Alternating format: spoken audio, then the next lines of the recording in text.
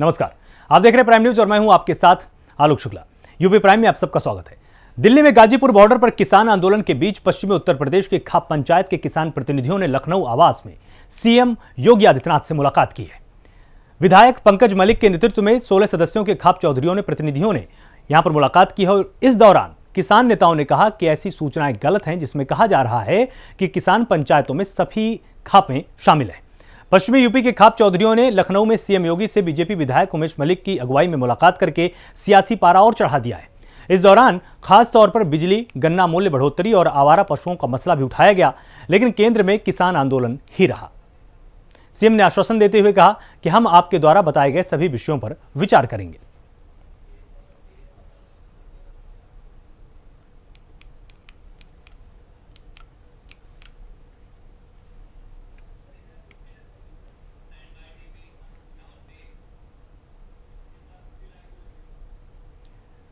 मुख्यमंत्री योगी आदित्यनाथ ने प्रदेश को 27 पावर सब स्टेशनों की सौगात दी है। ये सब स्टेशन 1920 करोड़ की लागत से बनकर तैयार होंगे। इस दौरान सीएम योगी ने कॉर्पोरेशन को बेहतर काम के लिए सराहा भी। सीएम ने कहा कि बिना भेदभाव के हमने सभी को बिजली दी। ग्रामीण इलाकों में बिजली सप्लाई पर हमारा फोकस है।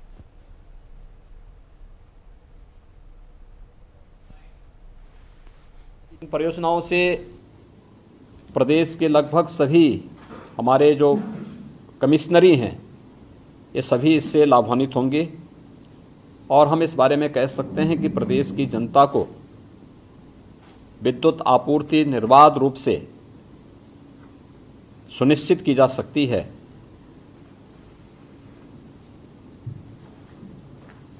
प्रदेश के अंदर जो सबसे बड़ी बात है कि विगत 4 वर्ष के दौरान ये हर व्यक्ति इस बात को स्वीकार करता है कि बिना भेदभाव के विद्युत की आपूर्ति पूरे प्रदेश के अंदर किया गया और उसका एक रोस्टर तय किया गया। जिला मुख्यालयों को हम लोगों ने 24 घंटे तक विद्युत की आपूर्ति की है सम विषम परिस्थितियों में। तहसील मुख्यालयों में 20 से 22 घंटे तक की विद्युत की आपूर्ति किया गया है और ग्रामीण क्षेत्र में भी 18 से 19 घंटे की विद्युत की आपूर्ति है। उत्तर प्रदेश आबादी के हिसाब से सबसे बड़ी आबादी का राज्य है।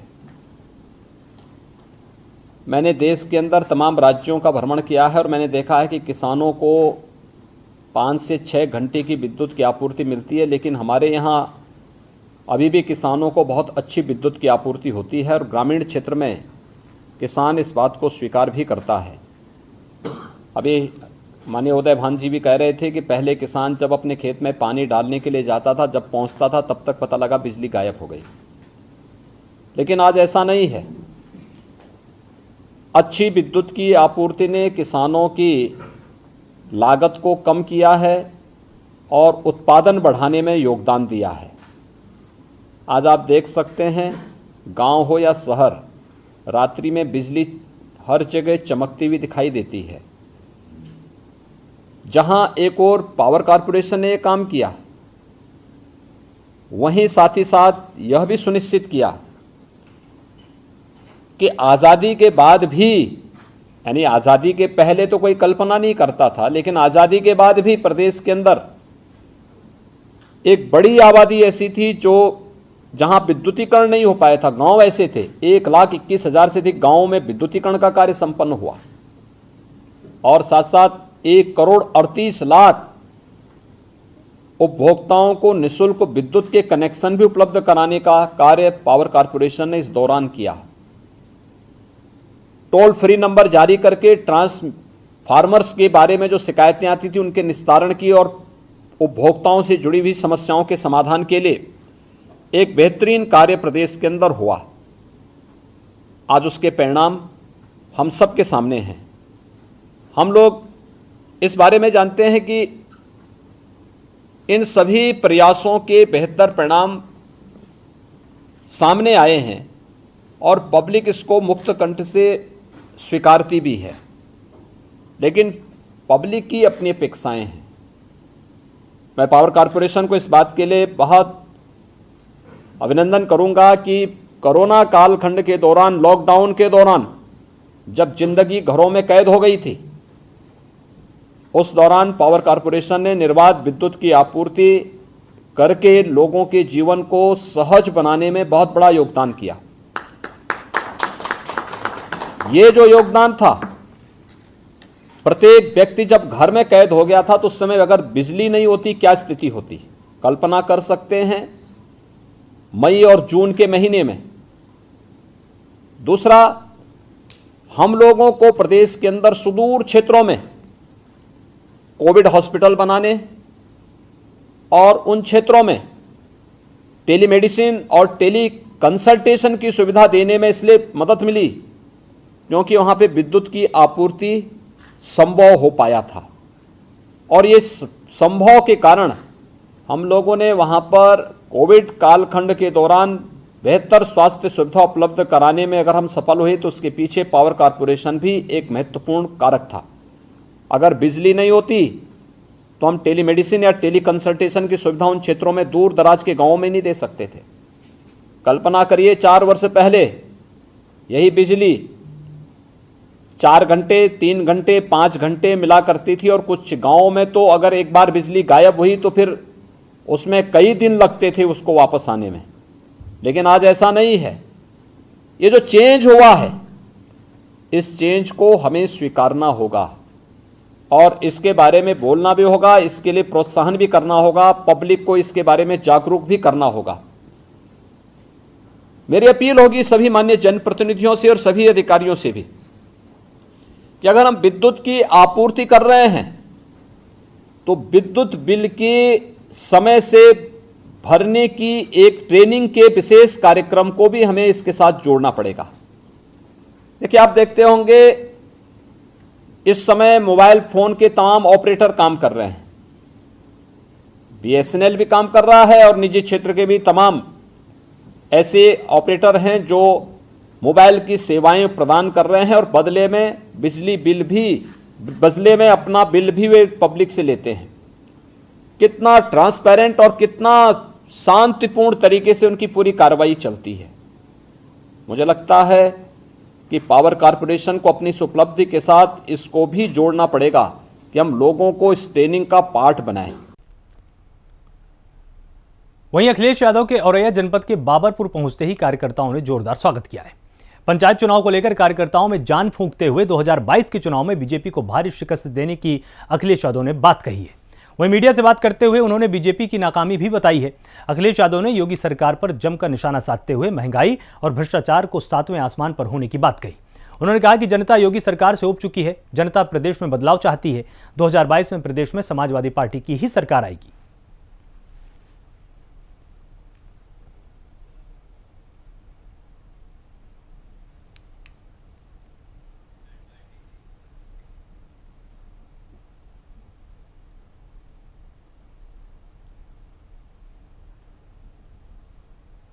कानपुर पहुंचे खेल मंत्री उपेंद्र तिवारी ने ऐतिहासिक क्रिकेट स्टेडियम ग्रीन पार्क में अत्याधुनिक जिम और न्यू प्लेयर्स पवेलियन का लोकार्पण किया है।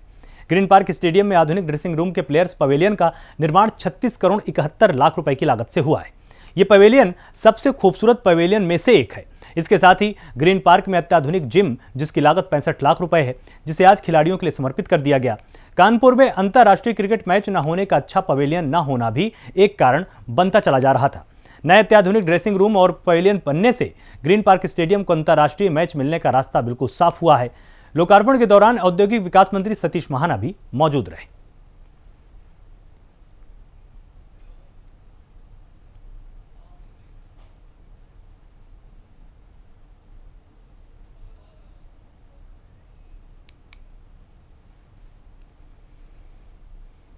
आज भी हम लोग आए हैं तो ये नया ही काम है, उत्तर प्रदेश से नहीं, वो दूसरे पकड़ता है ना। और इसी तरीके से पूरे उत्तर प्रदेश में अभी आज यहाँ पे जिम का ये लगभग जो लोकार्पण हम लोगों ने किया है 36 करोड़ 71 लाख का है। जिम का भी उद्घाटन 60 लाख के आसपास का है। और इसी तरीके के पूरे प्रदेश के अंदर अभी तक 35-36 जिमों का लोकार्पण हुआ है। और खेल विभाग का यह प्रयास है कि आने वाले दिनों में उत्तर प्रदेश के अंदर कोई ऐसा मुख्यालय स्टेडियम न बचे जहाँ पे खिलाड़ियों के लिए आधुनिक चीज़ों के साथ पूरा खेल विभाग आज 76 साल बाद फिर से एक जिम और ये पवेलियन जहां हम लोग खड़े हुए हैं, ये पवेलियन की सौगात दी है, होली का तोहफा दिया है उत्तर प्रदेश के खेल मंत्री उपेंद्र तिवारी ने यहाँ पे लोकार्पण किया है जिम और ये पवेलियन का। कई दिनों से जो मैच नहीं मिल रहे थे किन बारों, कहीं ना कहीं कारण था कि अच्छा पवेलियन, अच्छी सुविधाएँ नहीं थी। ये अत्याधुनिक सुविधाएँ दी गई, अत्याधुनिक जिम है खिलाड़ियों के लिए, और ये जहाँ पर हम खड़े हैं ये अत्याधुनिक पवेलियन है जो खिलाड़ियों की, इसकी सौगात दी गई है। अब आने वाले टाइम पर निश्चित ही तौर पे जो खिलाड़ी हैं उत्तर प्रदेश के और क्रिकेटर हैं, उनको कहीं ना कहीं इसका लाभ पहुंचेगा और इसका लाभ मिलेगा। और कई जो 2016 में लास्ट अंतर्राष्ट्रीय मैच, टेस्ट मैच हुआ था भारत और न्यूजीलैंड का, उसके बाद से ये टेस्ट सेंटर कहा जाने वाला ग्रीन पार्क कोई भी टेस्ट नहीं ले पा रहा था या तो नहीं दिया जा रहा था, कहीं ना कहीं सुख सुविधाओं की कमी थी। आज उसमें निश्चित तौर पे उत्तर प्रदेश के सरकार के खेल मंत्री उपेंद्र तिवारी ने ये जो 2 सौगातें दी हैं जिम और ये अत्याधुनिक पवेलियन की, निश्चित तौर पे जो पुराना इतिहास है ग्रीन पार्क का वो लौटेगा। कैमरा पर्सन अमित के साथ आशीष तिवारी, प्राइम न्यूज। केंद्रीय स्वास्थ्य एवं परिवार कल्याण मंत्री डॉक्टर हर्षवर्धन ने राष्ट्रीय जालमा कुष्ठ संस्थान का नए अनुसंधान भवन का उद्घाटन कर दिया है। इस दौरान आईसीएमआर के महानिदेशक और सचिव प्रोफेसर भी यहां पर मौजूद रहे। इस नए अनुसंधान भवन में कोविड-19 की जांच के साथ साथ अन्य अनुसंधान की सुविधाएं भी उपलब्ध होने वाली हैं।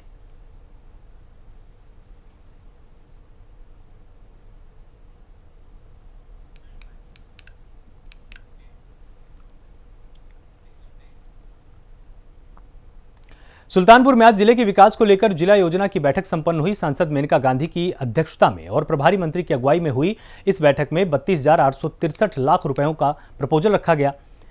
इन पैसों से जिले में सड़क, पुलिया, चिकित्सा, ग्रामीण स्वच्छता, ग्रामीण आवास, मनरेगा, समाज कल्याण से जारी होने वाली छात्रवृत्ति पेंशन सहित तमाम मद में कार्य करवाया जाएगा।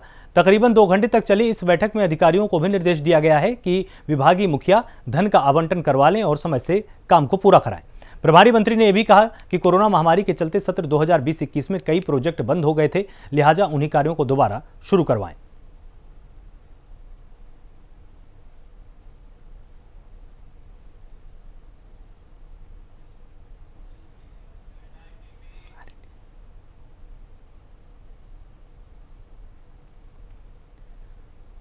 तो आपको बताएं कि यहां पर जानवरों के लिए अच्छे अस्पताल बनाने की भी व्यवस्था की बात की गई थी और मेनका गांधी की अध्यक्षता में यह पूरी बैठक हुई थी। अब आइए, किसान आंदोलन के 100 दिन पूरे होने पर मुरादाबाद के बिलारी में किसानों ने पंचायत की और इस दौरान किसानों की पंचायत में किसान नेता पूनम पंडित ने सरकार पर जमकर निशाना साधा है। पूनम पंडित ने कहा कि किसानों की लड़ाई अभी लंबी है, हम कहीं नहीं जाने वाले, हम किसानों की लड़ाई लड़ते रहेंगे। वहीं सुप्रीम कोर्ट के वकील प्रशांत किशोर ने कहा कि यह लड़ाई भ्रष्ट व्यवस्था के खिलाफ है। 5 राज्यों में चुनाव आने वाले हैं, किसानों ने मोर्चा खोला है।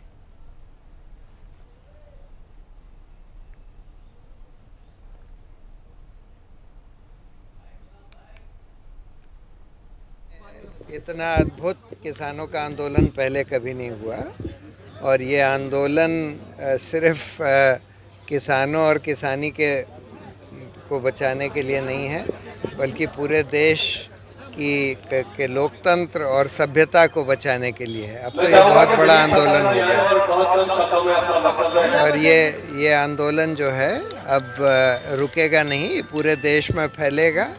और ये एक भ्रष्ट व्यवस्था जो भाजपा ने खड़ी कर दी है, जिसमें कि बस अंबानी और अदानी के फायदे के लिए पूरे देश को बेचने के लिए तैयार है, ये व्यवस्था को उखाड़ के फेंकेगा ये आंदोलन।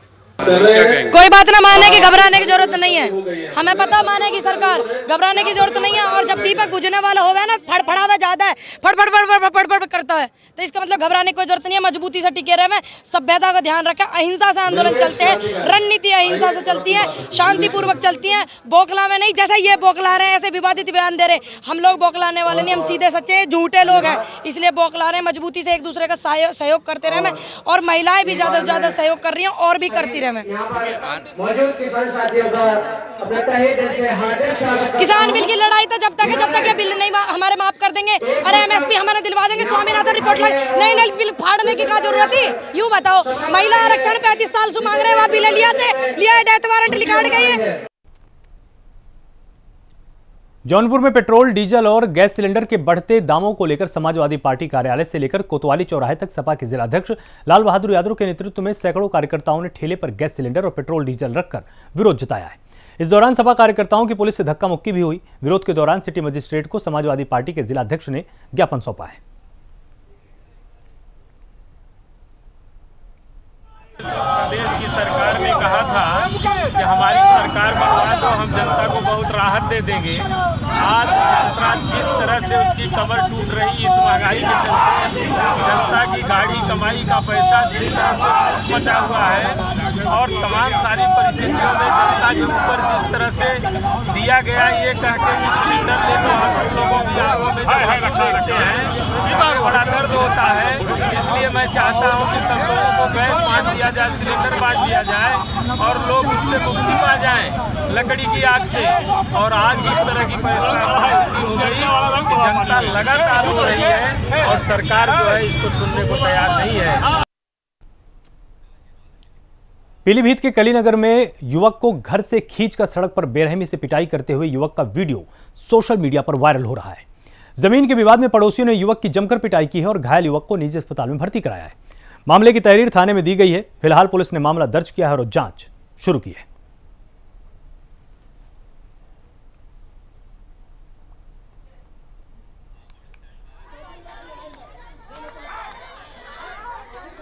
हापुड़ पुलिस ने मुठभेड़ के बाद 50,000 के इनामी बदमाश को गिरफ्तार कर लिया है। पुलिस को पकड़े गए इनामी बदमाश के पास से एक तमंचा, कारतूस और दूसरे सामान भी बरामद हुए हैं। पुलिस पकड़े गए बदमाश से लगातार पूछताछ कर रही है और बताया जा रहा है कि पकड़ा गया बदमाश दिल्ली का शातिर अपराधी है और दिल्ली से ही अपराधी पर 50,000 का इनाम घोषित है। वहीं पुलिस के अनुसार बदमाश एक आपराधिक मामले में पैरोल पर छूटा हुआ था और करीब 10 साल से फरार चल रहा था, जिस पर दिल्ली पुलिस ने 50,000 का इनाम घोषित किया हुआ था। इसको हापुड़ की पिलखुआ कोतवाली पुलिस ने मुठभेड़ के बाद गिरफ्तार कर लिया है।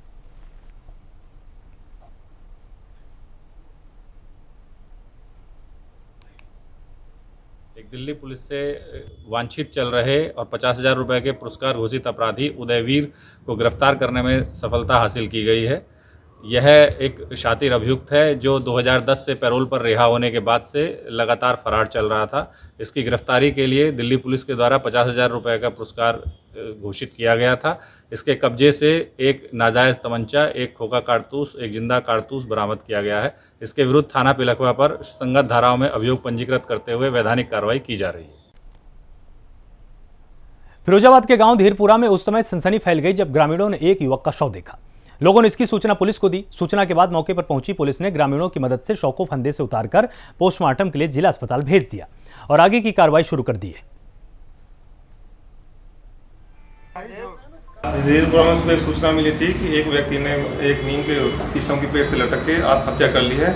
इस सूचना पर थाना पुलिस द्वारा मौके पर जाकर उस व्यक्ति को देखा तो पेड़ शीशम की पेड़ से लटका था, जिसको पेड़ से उतारकर पुलिस द्वारा विधिक कार्रवाई की जा रही है। जी सर, क्या शादी हो गई थी सर? शादी हो गई थी, 1 साल पहले शादी हुई थी। वो गुजरात में काम करता है लड़का। कल ही शाम गुजरात से आया था और किसी बात को पत्नी से लेकर उसका कुछ कहा सुनी हुई, जिसके कारण उसने पेड़ से लटक कर सुसाइड किया है। बहराइच में समाजवादी पार्टी के कार्यकर्ताओं और पदाधिकारियों ने पेट्रोल और डीजल के बढ़ते हुए दामों के विरोध में जिलाधिकारी कार्यालय के बाहर जमकर प्रदर्शन किया। वहीं सपा कार्यकर्ताओं ने राष्ट्रपति के नाम सिटी मजिस्ट्रेट को ज्ञापन भी सौंपा है। पानी और अडानी का जो तेल है, रसोई गैस है, डीजल है, इतना महंगा हो गया है कि आम आदमी का जीना हराम हो गया है। जब डीजल और पेट्रोल और रसोई गैस के दाम बढ़ते हैं तो इसका प्रभाव अन्य उपभोक्ता वस्तुओं पर भी पड़ता है। उसकी भी महंगाई बढ़ी है। ऐतिहासिक महंगाई इतनी आज तक कभी नहीं रही कि गरीब आदमी का जीना हराम हो गया है। जो किसान मेहनत से आलू पैदा किया है, अभी जो आलू पूंजीपतियों के स्टोर से आया था, आप सबने 50 रुपया किलो खरीदा। आज मेहनत खून पसीने से जिसने आलू पैदा किया है उसका आलू मिट्टी भाव हो गया। सरकार कह रही है कि किसानों को हम उसका लाभकारी मूल्य देंगे। यूपी में चुनाव की तारीखें करीब आने के साथ ही गठबंधन के नए समीकरण बनते हुए नजर आ रहे हैं। इस बीच अखिलेश यादव ने आरएलडी के साथ गठबंधन की बात कही, जिस पर अब आरएलडी के राष्ट्रीय सचिव राजपाल बालियान ने अपना जवाब दिया है। क्या कुछ है उनका कहना, आप भी देखिए। माननीय अखिलेश यादव जी का धन्यवाद अदा करता हूं। कि उन्होंने जो ये निर्णय लिया, ये दोनों पार्टी के हित में ही नहीं, ये निर्णय जनता के हित के लिए उन्होंने निर्णय लिया। मैं इसका स्वागत करता हूँ। उसके बाद भारतीय जनता पार्टी, मुजफ्फरनगर जनपद से ही भारतीय जनता पार्टी का उदय हुआ था और भारतीय जनता पार्टी का समाप्त भी मुजफ्फरनगर जनपद से ही होना है, निश्चित हुआ है। क्या कारण है इसका? ये कारण ये है इन लोगों की गलत नीतियाँ और हिंदू मुस्लिम के रूप में हिंदू को अलग कर देना, मुसलमान से नफरत पैदा कर देना, जबकि मुसलमान और हिंदू हर गांव में इकट्ठे रहते हैं, हर कस्बे में इकट्ठे रहते हैं। तो अब तक सद्भावनाओं के साथ वो लोग इकट्ठा रहते थे। आज ये सांप्रदायिक ताकतों की सरकार आने के बावजूद हिंदू मुसलमान को आपस में लड़ा दिया, भाई भाई को लड़ा दिया। और ये जो किसान कॉन्ट्रैक्ट फार्मिंग लाए हैं, ये कॉन्ट्रैक्ट फार्मिंग से किसान पूरा, किसी भी बिरादरी का किसान है वो समझ चुका है कि ये सरकार किसान के विरोधी सरकार है और विरोध ये पूंजीपतियों की सरकार है। पूंजीपतियों के लाभ के लिए ये कॉन्ट्रैक्ट फार्मिंग का कानून लाए हैं। जो स्वर्गीय चौधरी चरण सिंह जी ने किसान को भूमि का मालिक बनाया था, ये कॉन्ट्रैक्ट फार्मिंग ठीक उसी के विपरीत एक किसान को मजदूर बनाने का काम करना चाहती है। दिल्ली बॉर्डर पर नए कृषि कानून के विरोध में धरना दे रहे किसानों को आज 100 दिन पूरे हो चुके हैं। वहीं आज भारतीय किसान यूनियन के कार्यकर्ताओं ने ग्रेटर नोएडा के ईस्टर्न पेरिफेरल एक्सप्रेसवे पर धरना दिया और धरने पर वो बैठे रहे। वहीं प्राइम न्यूज संवाददाता नरेंद्र ठाकुर ने किसान नेता पवन खटाना से खास बातचीत की है।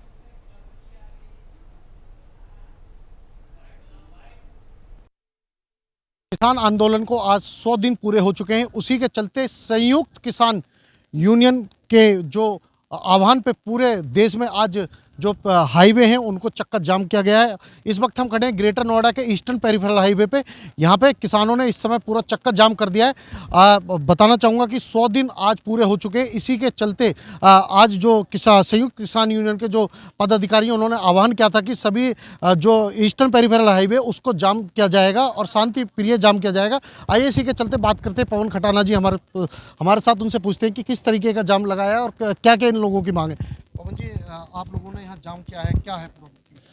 हमारा सिर्फ ये है कि हम 100 दिन से शांति प्रिय तरीका से बैठे हैं और इसको हम हर आदमी का जन जन तक इस बात की आवाज पहुंचाना चाहते हैं कि सरकार जो बिल लेकर के आई है इससे रोटी तिजोरी में बंद हो जाएगी, भूख पर रेट लगाएंगे। जिस तरीका से लोगों को भूख लगा करेगी उस हिसाब से ये रेट डिसीजन करेंगे ऊपर नीचे। तो हमारा कहना, जैसे आज डीजल और पेट्रोल है, आज ये क्या कहते हैं कि वो कंपनी का अपना अधिकार है, वो कितना भी करे। इसी तरीका से ये इनको करना चाहते हैं कि कंपनी आ जाएंगी और फिर कंपनी अपने हिसाब से रेट घोषित करेंगे। आज 1975 का गेहूं का रेट इन्होंने सरकारी एमएसपी घोषित किया है, हमारा 1500 में बिकता है और जो बड़े बड़े मॉल हैं उनमें 70 से 80 रुपया प्रति किलो गेहूं बिक रहा है। तो ये चाहते हैं कि इस देश को कहाँ ले जाना चाहते हैं, वो भोगता है। आप भी परेशान होगे ना कल को। हम तो ये चाहते हैं कि भाई रोटी जो है तिजोरी में बंद ना हो। जी देखिए, ये था पवन खटाना। उनका साफ तौर पे कहना है कि जो केंद्र सरकार ने जो रोटी जो तिजोरी में बंद कर रखी है उसको बंद ना करें, क्योंकि लगातार 100 दिन हो चुके हैं जो किसान जो दिल्ली और एनसीआर के बॉर्डर पे धरने पे बैठे हैं। तो कहीं ना कहीं अब सरकार को भी सोचना होगा, क्योंकि एक तरफ किसान भी डटे हुए हैं अपनी मांगों को लेकर और दूसरी तरफ केंद्र सरकार जो है वो भी कहीं ना कहीं झुकने को तैयार नहीं है। अब देखना होगा कि जो आज ये ग्रेटर नोएडा में ईस्टर्न पेरिफेरल हाईवे पे किसान लोगों द्वारा, किसान यूनियन के पदाधिकारियों द्वारा जो चक्का जाम किया गया है उसका केंद्र सरकार पर कितना असर पड़ता है। ग्रेटर नोएडा से Narendra Thakur, prime news. UP prime में फिलहाल इतना ही। आप सब लगातार जुड़े रहिए प्राइम न्यूज के साथ। नमस्कार।